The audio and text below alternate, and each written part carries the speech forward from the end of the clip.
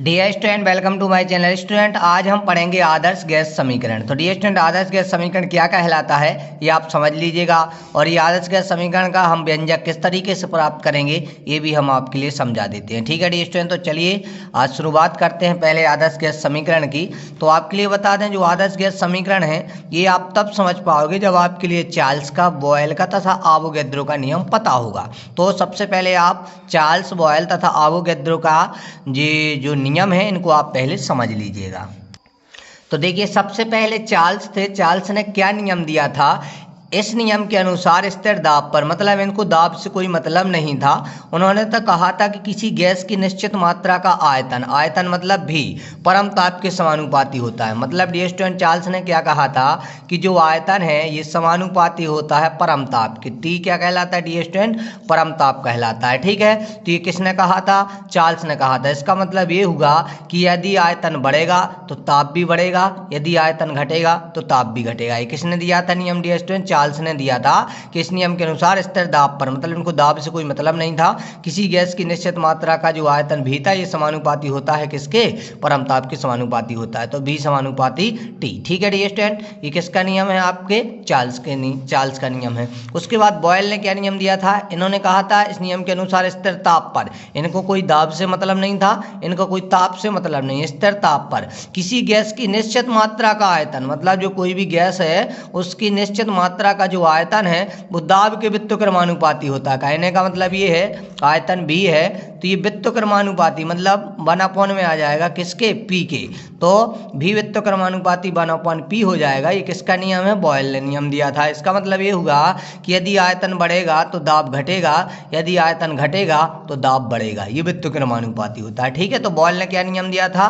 भी व्युत्क्रमानुपाती दाब। ठीक है, और जो चार्ल्स ने क्या नियम दिया था? भी व्युत्क्रमानुपाती टी। ठीक है, अच्छे से समझते जाइएगा। तीसरा नियम है आवोगैद्रो का नियम। इन्होंने दिया था इस नियम के अनुसार स्थिर ताप व दाब पर, मतलब ये ताप और दाब को स्थिर रखेंगे। ठीक है, ताप और दाब को दोनों को स्थिर रखेंगे, इन्होंने ताप और दाब से कोई मतलब नहीं है। गैस की जो निश्चित मात्रा का जो आयतन है डियर स्टूडेंट, ये गैस के अणुओं की संख्या के समानुपाती होता है। मतलब जो भी है ये समानुपाती होता है एन, मतलब अणुओं की संख्या के। ठीक है ना, तो ये तीसरा नियम हो गया। इसका मतलब ये हुआ कि आयतन बढ़ेगा तो अणुओं की संख्या बढ़ेगी, आयतन घटेगा तो अणुओं की संख्या घटेगी। ये किसने नियम दिया था? आवोगैद्रो ने नियम दिया था।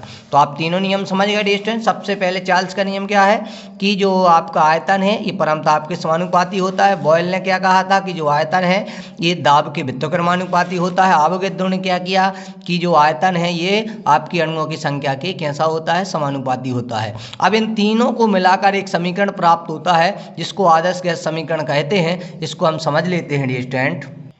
तो देखिए डियर स्टूडेंट, हमने लिख भी दिया है कि आदर्श गैस समीकरण क्या कहलाता है। तो बॉयल, चार्ल्स एवं आवोगैद्रो के नियमों को मिलाने से जो समीकरण प्राप्त होता है उसे आदर्श गैस समीकरण कहते हैं। ठीक है, चलिए अब आदर्श गैस समीकरण को हम समझ लेते हैं कि आदर्श गैस समीकरण हमें किस तरीके से बनाना है।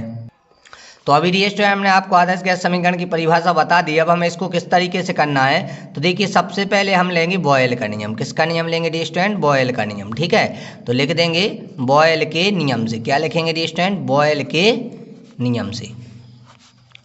तो बॉयल ने क्या नियम दिया था डियर स्टूडेंट कि जो आपका ये आयतन है ये दाब के व्युत्क्रमानुपाती होता है, माने भी व्युत्क्रमानुपाती 1/p। इसको डियर स्टूडेंट समीकरण नंबर 1 दे देंगे। उसके बाद हम डियर स्टूडेंट लगाएंगे चार्ल्स का नियम। किसका लगाएंगे डियर स्टूडेंट? हम चार्ल्स का नियम लगाएंगे। तो लिख देंगे चार्ल्स के नियम से। ठीक है, क्या लिखेंगे? चार्ल्स के नियम से। ठीक है, तो चार्ल्स ने क्या नियम दिया था कि जो आपका ये आयतन है ये परम ताप के समानुपाती होता है, माने भी समानुपाती टी। अभी हमने रिसेंटली आपको समझाया भी है। तो ये समीकरण 2 हो गया। और उसके बाद कौन सा नियम था? आवोगैद्रो का नियम था। ठीक है डियर स्टूडेंट, तो आवोगैद्रो ने क्या नियम दिया था? आवोगैद्रो के नियम से। तो डियर स्टूडेंट, आवोगैद्रो ने नियम क्या दिया था कि जो आपका आयतन है ये अणुओं की संख्या के समानुपाती होता है। ये आपका समीकरण 3 है। तो बॉयल के नियम से भी व्युत्क्रमानुपाती 1/p, चार्ल्स के नियम से भी समानुपाती परमताप टी, और आवोगैद्रो ने क्या नियम दिया? भी समानुपाती अणुओं की संख्या n। अब इन तीनों को हम मिला देंगे तो लिखेंगे समीकरण 1, 2, 3 से। तो क्या लिखना है डी स्टूडेंट, समीकरण 1 2 बात 3 से। तो देखिएगा लेफ्ट हैंड साइड में भी है, ठीक है ना।